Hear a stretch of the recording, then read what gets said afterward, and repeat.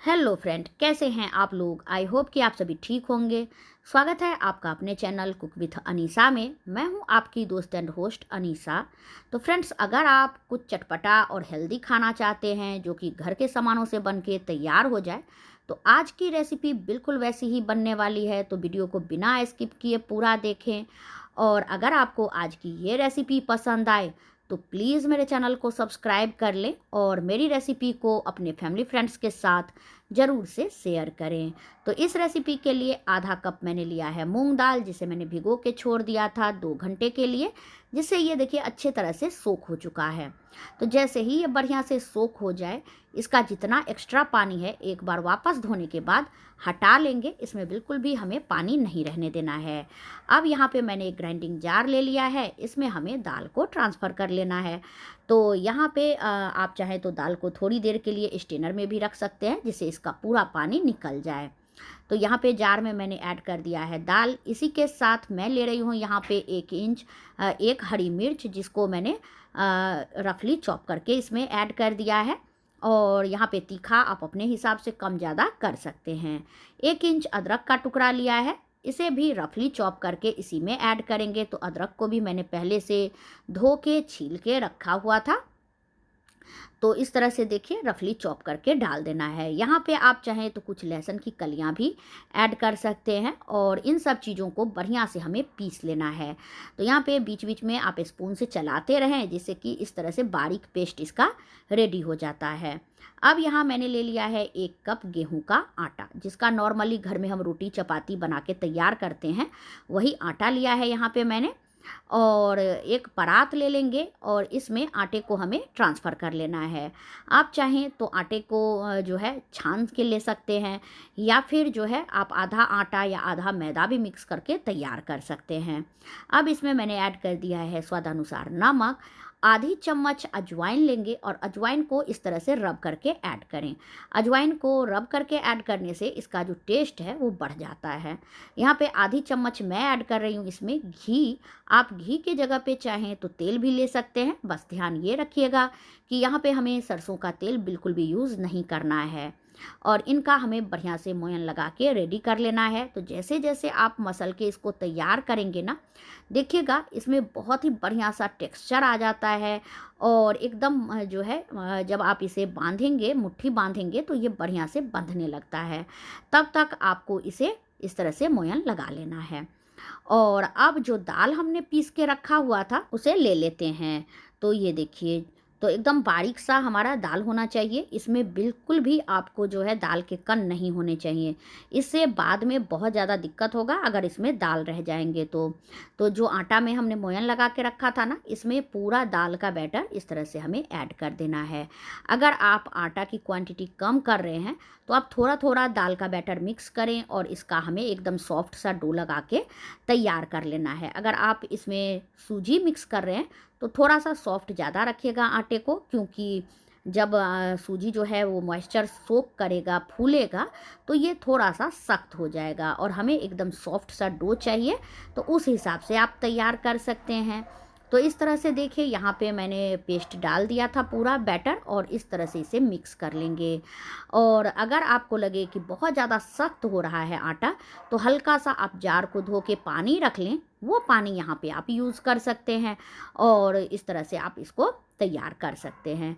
जब ये बढ़िया से आपस में पूरा आटा इकट्ठा हो जाए, तब आपको पता लग जाएगा कि इसमें और पानी ऐड करना है या आटा ऐड करना है या परफेक्ट है।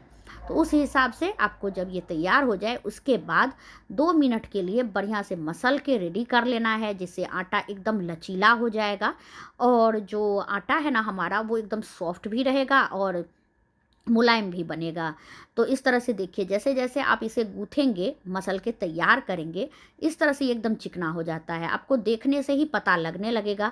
आटा में बिल्कुल भी क्रैक नहीं आना चाहिए, इस बात का ध्यान रखें और इस तरह से इसको तैयार कर लें। जब ये इस तरह का टेक्सचर आ जाए, फिर इसे ढक के हम छोड़ देंगे कुछ देर के लिए, जिससे कि आटा हमारा बढ़िया से सेट हो जाएगा। तब तक यहाँ पे मैंने पनीर ले लिया है। तो पनीर का इस तरह से ब्लॉक लिया है मैंने, और यहाँ पे ताज़ा पनीर हमें लेना है। बिल्कुल भी जो ज़्यादा दिन का पनीर हो ना, उसे यूज़ नहीं करना है। और पनीर को यहाँ पे मैं ग्रेट कर रही हूँ। आप यहाँ पे चाहें तो पनीर को फोक की सहायता से भी मैश करके तैयार कर सकते हैं, या हाथों से भी तोड़ सकते हैं। अगर ताज़ा पनीर रहता है ना, तो बिल्कुल भी दिक्कत नहीं आती है, बहुत ही आसानी से वो तैयार हो जाता है। और ये घर में बना हुआ पनीर है। अगर आपको घर में कैसे पनीर बनाते हैं ये देखना है, तो आप मेरे वीडियो जो है देख सकते हैं। मैंने अपलोड करके रखा हुआ है कि किस तरह से हम घर में आराम से पनीर बना के तैयार कर सकते हैं। तो ये देखिए, मैंने पनीर को पूरा ग्रेट कर लिया है, और आप देखिए कितना बढ़िया सा इसका टेक्सचर आया है। ग्रेट करने से ना इसमें बहुत बढ़िया सा एक टेक्सचर जैसा हल्का हल्का आता है। तो अब यहाँ पे इसमें मैंने ऐड कर दिया है स्वादानुसार नमक, आधी चम्मच मैंने इसमें ऑरिगेनो ऐड किया है। इसी के साथ आधी चम्मच ही कुटी हुई लाल मिर्च ऐड कर दी है, जो कि इसे बहुत ही बढ़िया सा टेस्ट देता है। अगर आपके पास ऑरिगेनो ना हो तो आप स्किप कर सकते हैं। थोड़ी सी हल्दी डाली है, बस 1/4 टीस्पून के बराबर। ज़्यादा हल्दी यहाँ पे ऐड नहीं किया है मैंने। 1/4 टीस्पून ही भुना हुआ जीरा पाउडर डाल दिया है। यहाँ पे मसाले आप अपने हिसाब से भी ऐड कर सकते हैं, या केवल नमक हल्दी से भी इसे तैयार कर सकते हैं। अगर आपको थोड़ा तीखा पसंद हो तो आप इसमें एक हरी मिर्च को कूट के ऐड कर सकते हैं, या फिर मिर्च पाउडर भी डाल सकते हैं, जैसे भी आपको सुविधा हो। तो हमने आटे में ही मिर्च ऐड कर दिया है, तो इसलिए यहाँ पे मैंने ज़्यादा मिर्च ऐड नहीं किया है। इनको हमें बढ़िया से मिक्स कर लेना है, ताकि सारे मसाले जो हैं वो पनीर के साथ मिक्स हो सके। ये देखिए, जैसे जैसे देखिए मैं मिला रही हूँ ना, बढ़िया से ये तैयार होने लगा है। तो बच्चों के लिए इसी तरह बनाएं। अगर बड़ों के लिए बना रहे हैं तो इसमें यहाँ पे मैं ऐड कर दूंगी थोड़ी सी मिर्च, जिसे मैंने बारीक चॉप करके रखी हुई है। एक प्याज मैंने बारीक चॉप करके रखा हुआ था, उसे भी डाल दिया है। तो यहाँ पे अगर आप प्याज लहसुन नहीं खाते हैं तो आप प्याज को स्किप कर सकते हैं। प्याज के अलावा भी इसे बढ़िया से बना के तैयार किया जा सकता है। तो इस तरह से यहाँ पे मैंने मिर्च ऐड किया है, और इनको हमें वापस से मिक्स कर लेना है, जिससे कि इसमें प्याज मिर्च का टेस्ट आ सके। जैसे मैंने बताया था, आप चाहें तो मिर्च को कूट के भी ऐड कर सकते हैं। तो इस तरह से देखिए, यहाँ पे मैंने इसे मिक्स कर लिया है, और यहाँ पे थोड़ी सी धनिया की पत्ती भी ऐड कर दें, जिससे कि और भी बढ़िया टेस्ट आता है। तो अब चेक कर लेते हैं आटे को। तो ये देखिए, इतने देर में आटा जो है ये भी हमारा तैयार हो गया है। तो एक बार इसे भी वापस से मसल लेंगे। इस तरह से मसलने से आटा जो है वो और भी स्मूथ हो जाता है। जब हम रेस्ट के लिए रखते हैं उसके बाद एक बार वापस से मसल लें, और अब इसकी हमें इस तरह से लोई तोड़ लेनी है। तो आप अपने हिसाब से छोटा बड़ा बना सकते हैं। मैं बस जितना बड़ा रोटी होता है ना, उतना ही बड़ा बड़ा यहाँ पे लोई इसका तोड़ के तैयार कर रही हूँ। ये देखिए, बहुत बड़ा सा लोई नहीं लेंगे। अब एक लोई लेंगे, अच्छे से इसे स्मूथ कर लेंगे। आप चाहें तो इस तरह से चॉपर पे कर सकते हैं, या फिर जो है आप ले सकते हैं चकले के ऊपर भी बेल सकते हैं। और अब इसे सूखे आटे में मैंने लपेट लिया है, और इसको हमें बेल लेना है। तो एकदम पतली सी शीट बना के हमें तैयार करनी है, क्योंकि इसका मैं आज अलग तरीके से आपके साथ पराठा का रेसिपी शेयर कर रही हूँ। तो इसके लिए एकदम पतली सी रोटी हमें बनानी है, इसलिए मैंने बताया था कि अगर आप चाहें तो आधा इसमें मैदा भी मिक्स कर सकते हैं। तो ये देखिए, कितनी पतली सी शीट मैंने तैयार की है। तो अगर आपको लगे बीच में ये चिपक रहा है तो हल्का सा सूखा आटा डालें, और इस तरह से बेल के तैयार कर लें। तो इसी तरह से बाकी की रोटियां भी बेल के हमें तैयार कर लेनी है। तो पहले कम से कम 2 रोटी आपको ज़रूर से बेलना है, तभी ये प्रोसेस जो है पूरा हो पाएगा। तो इस तरह से मैंने रोटी बेल ली है। अब एक रोटी लेंगे, इसके ऊपर यहाँ पे मैं लगा रही हूँ टोमेटो केचप। आप चाहें तो इमली की चटनी लगा सकते हैं, या बिना इसके भी तैयार कर सकते हैं। मैं ये बच्चों के लिए बना रही थी ना, तो इसलिए मैंने यहाँ पे केचप लगा दिया, जिससे कि बच्चों को बहुत ही ज़्यादा अच्छा लगता है, और टेस्ट भी बढ़िया आता है।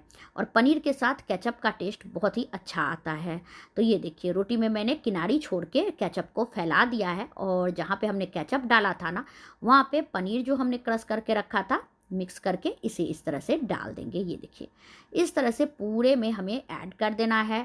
इस तरह जब हम बनाते हैं ना तो बहुत ही ज़्यादा स्टफिंग भर के हमें जो है बनाने में आसानी भी होती है और बिल्कुल भी दिक्कत नहीं आता है, और फटने का तो बिल्कुल भी चांस नहीं है। तो अगर आप बिगनर्स हैं और आपको जो है स्टफ़ पराठा बनाना मुश्किल लगता है, जब आप बनाते हैं तो फट जाता है, तो आप इस तरह से बना के देखिएगा। पूरे पराठे में स्टफिंग भी रहेगी और आपको बनाने में दिक्कत भी नहीं आएगी। अब यहाँ पे मैं ऐड कर रही हूँ चीज़, क्योंकि बच्चों को चीज़ बहुत पसंद होते हैं।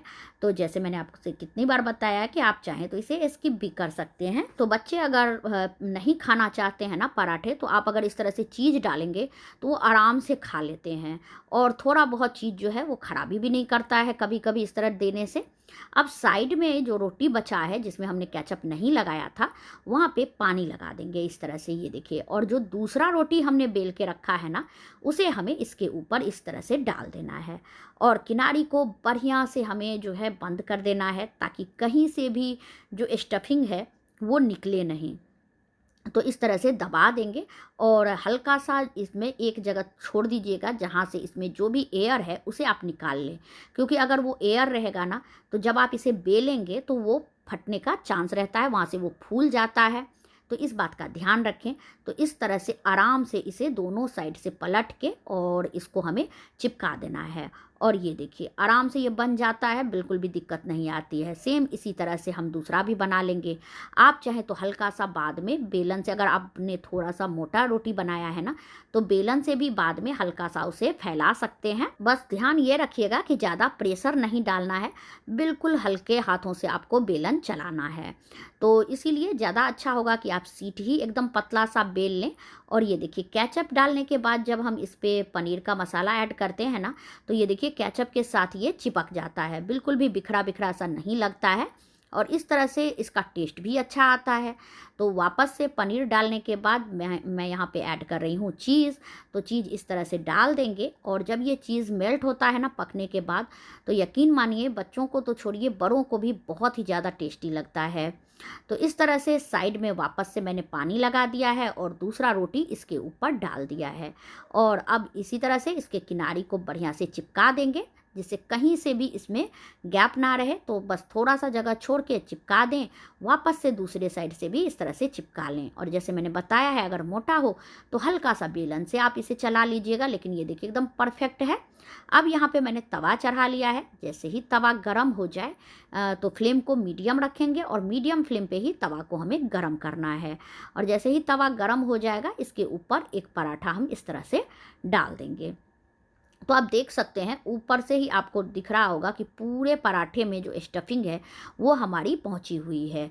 कहीं भी ऐसा नहीं होगा कि आपका स्टफिंग नहीं है और पराठा हमारा जो है टेस्टी नहीं बना है। एक तो आटे को हमने दाल के साथ गूँथ के तैयार किया था, जिससे कि आटा भी बहुत ही ज़्यादा फ्लेवरफुल है। जब एक साइड से थोड़ा सा पक गया था तो मैंने इसे पलट लिया है। अब दूसरे साइड से भी इसे थोड़ी देर पकने देंगे।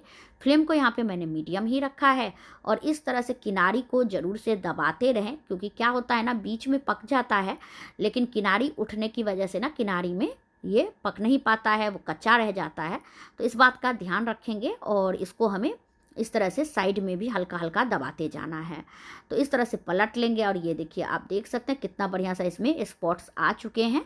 तो इस स्टेज पे इसमें हमें घी या तेल, जिसमें भी आप बना रहे हो, वो ऐड कर देना है। तो यहाँ पे मैं घी में बना रही हूँ, आप चाहे तो तेल में भी बना के इसे तैयार कर सकते हैं, जैसे भी आपको सुविधा हो या जिसमें भी आपको पसंद हो खाना।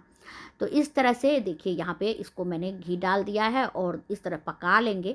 अगर आप एकदम हेल्थ कॉन्शियस हैं, बिल्कुल भी घी या तेल नहीं खाते हैं, तो बिना घी तेल के जैसे हम रोटी बनाते हैं ना, इस तरह से भी आप इसे तैयार कर सकते हैं। बाद में हल्का सा घी लगा सकते हैं।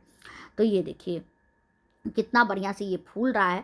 जहाँ से ये देखिए इस तरह से आपको लगे कि कहीं से अभी ये खुला है, हल्का सा इसमें से गैप हो रहा है, तो वहाँ पे दबाएंगे तो ये देखिए बढ़िया से फूलने भी लगता है। और दोनों साइड से इसको आपको अच्छे से पका लेना है, ताकि कहीं से भी ये कच्चा ना रहे। इस बात का ध्यान रखिएगा। बीच में कच्चा बिल्कुल नहीं रहता है, कच्चा रहने का चांस भी ना साइड में ही होता है। तो इस तरह से आप इसे दबाते हुए पका लें। अगर आप थोड़ा सा सॉफ्ट पसंद करते हैं तो थोड़ा सा पहले निकाल निकाल लीजिए। मेरे घर में सभी को क्रिस्पी पराठे जो हैं वो पसंद आते हैं, तो मैं थोड़ा-सा ज़्यादा इसे पका लेती हूँ। घी और तेल डालने के बाद फ्लेम को लो कर दीजिएगा, क्योंकि घी डालते ही ना एकदम से देखिए इस तरह से धुआँ जैसे उठने लगता है, घी बहुत जल्दी जलने लगता है। तो अब ये पक चुका है, तो चलिए इसे मैं निकाल लेती हूँ। सेम इसी तरह से हम दूसरा भी बना के तैयार कर लेंगे। तो पहले एक साइड से इसे पकने दें, जैसे ही एक साइड से पक जाए उसके बाद इसे हमें पलट लेना है। तो फ्रेंड्स, आप ये रेसिपी कहाँ से देख रहे हैं कमेंट बॉक्स में ज़रूर से बताएं। आप लोगों के एक कमेंट से हमें बहुत ज़्यादा मोटिवेशन मिलता है, हमें पता लगता है कि हमारी रेसिपी को आप लोग कहाँ कहाँ से देख रहे हैं। और आपको मेरी रेसिपीज़ कैसी लगती है ये भी कमेंट बॉक्स में ज़रूर से बताइएगा। मैं हमेशा कोशिश करती हूँ कि आप लोगों के साथ वही रेसिपी शेयर करूँ जो कि बनाने में भी आसान हो, घर के सामानों से बन के तैयार भी हो जाए और जिसे बिगनर्स भी आराम से बना के तैयार कर सकें। और आगे आप कौन-सी रेसिपी देखना चाहते हैं, ये भी कमेंट बॉक्स में ज़रूर से बताइएगा। मैं वो रेसिपी भी आपके साथ ज़रूर से शेयर करूँगी। तो ये देखिए हमारा दूसरा पराठा भी देख सकते हैं कितना बढ़िया से फूल गया है, दोनों साइड अच्छा-सा कलर इसका आ गया है। तो चलिए इसे यहाँ पे मैंने प्लेट में निकाल लिया है और मैं आपको कट करके भी दिखा देती हूँ कि अंदर से ये देखिए कितना बढ़िया से ये पका हुआ है, कहीं से भी ये कच्चा नहीं है। ऐसा नहीं है कि डबल लेयर है तो ये बढ़िया से पकता नहीं है। बस आपको जो ध्यान रखना है वो मैंने सारे स्टेप आपके साथ शेयर किए हैं। तो यहाँ पे मैं इसे टोमेटो केचप के साथ सर्व कर रही हूँ। आपको जो भी चटनी या दही के साथ पसंद हो, रायते के साथ पसंद हो, उसके साथ आप इसे सर्व कर सकते हैं। तो फ्रेंड्स, आपको आज की ये रेसिपी कैसी लगी प्लीज़ कमेंट बॉक्स में ज़रूर से बताएं। मेरे चैनल पे नए हैं तो प्लीज़ मेरे चैनल को सब्सक्राइब कर लें और बेल आइकन को दबाना बिल्कुल ना भूलें। तो मिलते हैं किसी नए रेसिपी के साथ, तब तक के लिए thank you for watching my video. जय माता दी।